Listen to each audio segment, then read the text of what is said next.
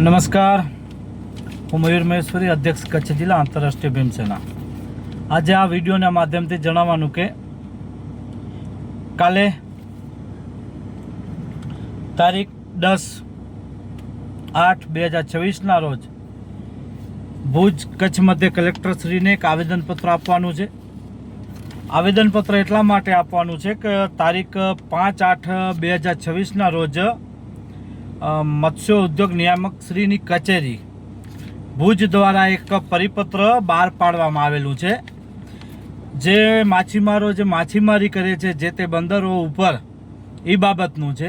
જેમાં ટુંડા મધ્ય આવેલ કુતરી બંદર એમાંથી બાકાત કરવામાં આવ્યું છે, એનું નામ નિશાન મટાવવામાં આવ્યું છે,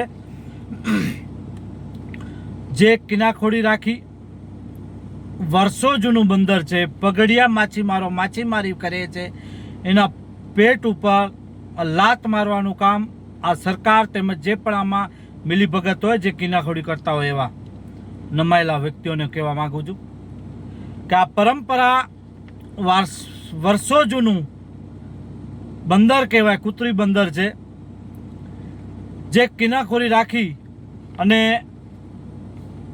આપ જે આ મારી પાસે પત્ર છે, જે પત્રમાં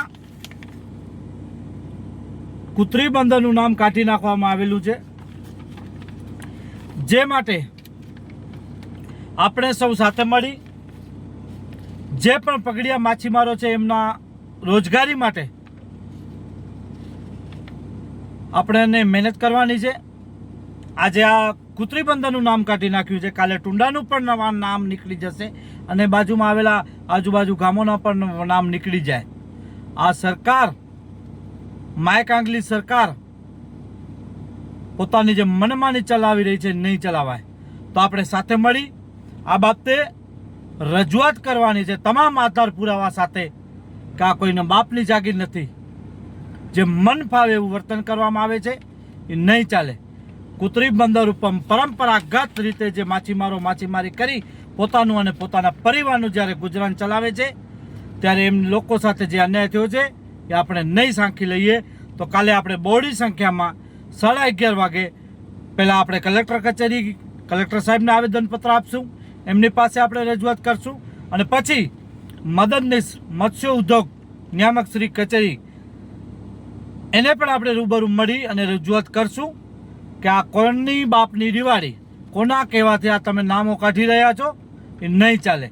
પરંપરાગત રીતે જે કુતરી બંદર છે એને કુતરી બંદર રહેવા દો. જો આ બાબતે સરકાર અને જે પણ આમાં મિલીભગત કરશે અને જો આવી આમાં કાંઈ પણ વારાફેરી કરશે તો આનાથી પણ ઉગ્ર આંદોલન થશે.